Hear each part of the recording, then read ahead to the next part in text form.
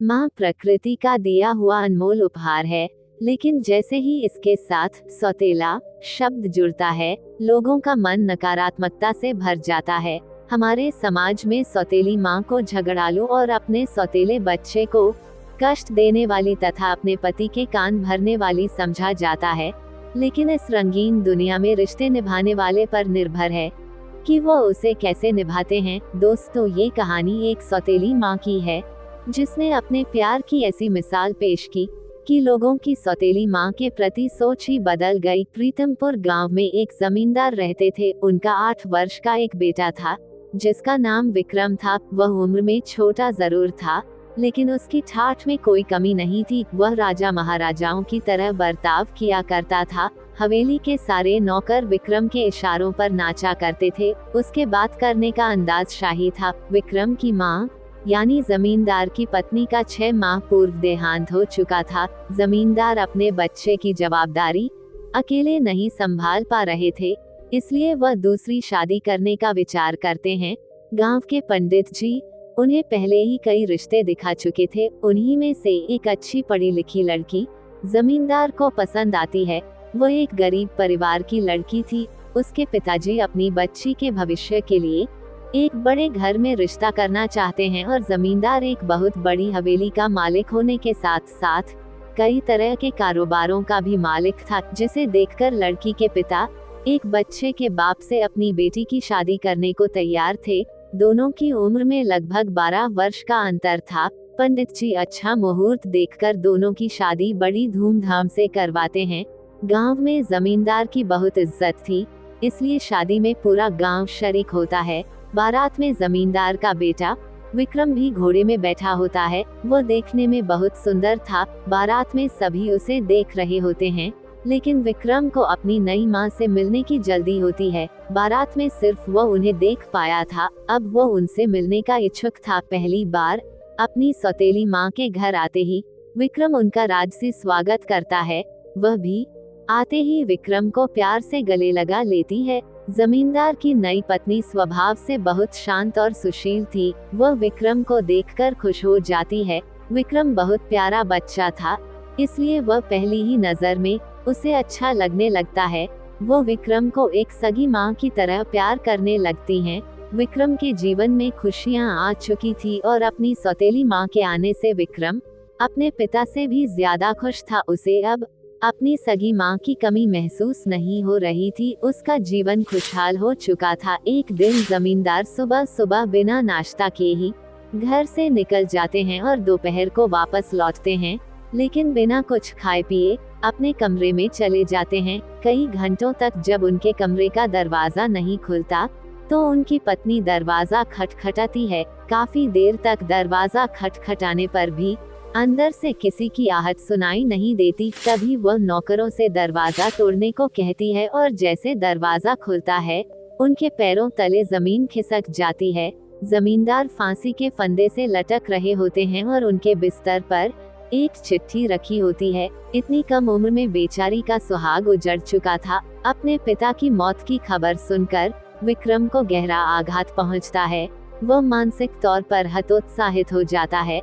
अभी अभी उसके जीवन में सौतेली माँ के रूप में खुशियाँ आई थी, लेकिन अब उसके सिर से पिता का साया हट चुका था। दोनों का बहुत कुछ छिन चुका था, लेकिन अभी तो दुखों की कुछ बूंदें ही गिरी थी। सैलाब आना बाकी था। जैसे ही जमींदार की पत्नी उनकी लिखी चिट्ठी पढ़ती है, तो उसके होश उड़ जाते हैं। जमींदार की सारी संपत्ति छिन चुकी थी और अब वह कर्जदार हो चुके होते हैं। दरअसल उन्होंने एक प्रोजेक्ट में बैंक से लोन लेकर बहुत बड़ा निवेश किया था, जिसके लिए उन्होंने अपनी सारी जमीन जायदाद गिरवी रख दी थी, लेकिन वह प्रोजेक्ट बर्बाद हो गया, जिससे उन्हें भारी नुकसान हुआ और अब उनकी सारी संपत्ति नीलाम होने वाली थी। विक्रम अनाथ के साथ साथ गरीब भी हो चुका था। जमींदार की मौत के कुछ दिनों के बाद ही इनकी सारी संपत्ति नीलाम कर दी जाती है और इन्हें सारे कारोबार के साथ साथ हवेली को भी छोड़कर जाना पड़ता है। विक्रम और उसकी सौतेली माँ बेघर हो चुके थे। लड़की के पिता उसकी दूसरी शादी का विचार कर रहे थे, लेकिन वह अपने बच्चे से बहुत प्यार करती थी। वह उसे अकेला छोड़कर जिंदगी नहीं बसाना चाहती थी। इसलिए वह अपने पिता के घर नहीं जाती। लड़की के सारे रास्ते बंद हो चुके थे, लेकिन गांव के लोगों की मदद से उन्हें इतने पैसे तो मिल चुके थे कि वो कुछ महीने किराए के घर में गुजार सके। विक्रम की सौतेली माँ पढ़ी लिखी थी। वह शहर जाने का फैसला करती है और थोड़ा बहुत सामान लेकर अपने बच्चे के साथ बस से शहर चली जाती है। शहर पहुंचकर वह एक झुग्गी झोपड़ी में कमरा किराए से लेती है और वही अपने बच्चे के साथ रहने लगती है। घर का खर्च चलाने के लिए वो गली गली खिलौने बेचने का काम शुरू कर देती है और उसी से अपने बच्चे का गुजारा करने लगती है। विक्रम को गरीबों वाली जिंदगी पसंद नहीं आ रही थी। उसे खाने को 2 वक्त की रोटी तक ढंग से नसीब नहीं हो रही थी। कई बार विक्रम को कचरे से खाना उठाकर खाना पड़ता है। विक्रम के सारे ठाठ जा चुके थे और वह अपनी बेसहारा माँ के साथ शहर में दर दर की ठोकरें खाने आ चुका था। धीरे धीरे उसे गरीबी में जीने की आदत होने लगती है। विक्रम को जो मिलता वो वही खा लेता। विक्रम को रह रहकर अपने पिता की याद आती है, क्योंकि पिता की राज में उसे 56 भोगों से सुशोभित भोजन प्राप्त होता था। लेकिन आज वह एक एक निवाले के लिए तरस रहा है। एक दिन विक्रम रास्ते में किसी से खाना मांग रहा होता है। तभी रास्ते से गुजर रही कार में बैठा एक व्यक्ति उसे पहचान लेता है, क्योंकि वह कई बार विक्रम के पिताजी से मिलने हवेली जा चुका था। वह विक्रम के पास पहुंचकर अपनी कार रोक देता है और गाड़ी से उतरकर विक्रम से उसके हालातों की वजह पूछता है। बड़े दिनों बाद विक्रम से किसी ने उसके हालातों पर चर्चा की थी। अचानक विक्रम फूट फूट कर रोने लगता है। वो उन्हें अपना समझकर सारा दुख बयान कर देता है। ये व्यक्ति एक बहुत बड़े व्यापारी थे और वह जमींदार को अपना अच्छा दोस्त समझते थे, लेकिन व्यापारिक यात्राओं के कारण कई सालों से वह जमींदार से मिल नहीं पाए थे। जैसे ही उन्हें जमींदार की मौत का पता चला तो उन्हें भी बहुत बड़ा झटका लगा। वो विक्रम से कहते हैं, तुम लोग इस समय कहाँ रह रहे हो बेटा? विक्रम उन्हें अपनी झोपड़ी में ले जाता है और अपनी माँ से मिलाता है। वो उनकी कुछ मदद करना चाहते हैं, इसलिए कुछ पैसे निकालकर विक्रम की माँ के हाथों दे देते हैं। लेकिन वह खिलौनों से इतना कमाने लगी थी कि अब वह किसी का एहसान नहीं लेना चाहती थी।